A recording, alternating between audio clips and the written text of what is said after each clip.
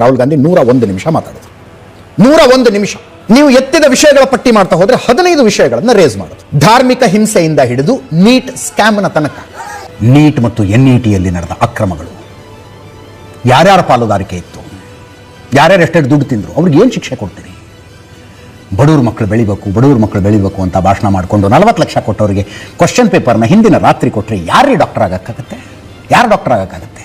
67 ಜನ ಏನೋ ಔಟ್ ಅಂತ ಈ ಸಲ ಎಕ್ಸಾಮ್ನಲ್ಲಿ. ಇದು ವಿಪಕ್ಷದ ಜವಾಬ್ದಾರಿ. ಶಭಾಷ್ ರಾಹುಲ್ ಗಾಂಧಿಯವರೇ, ಬಿಡಬೇಡಿ ಸರ್ಕಾರವನ್ನು, ಉತ್ತರ ತಗೊಳ್ಳಿ ಈ ವಿಷಯದಲ್ಲಿ. ಈ ವಿಷಯ ಇತ್ತಲ್ಲ, this is to be raised.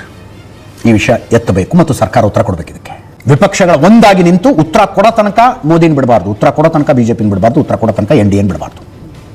Neat scam once for all. ಹಿಂದೆ ಎಷ್ಟೆಷ್ಟಾಗಿದೆಯೋ ಏನೇನಾಗಿದೆಯೋ ಆಗೋಗಿದೆ. ಒನ್ಸ್ ಫಾರ್ ಆಲ್ ಈ ಸಮಸ್ಯೆ ನಿಲ್ಲಬೇಕು.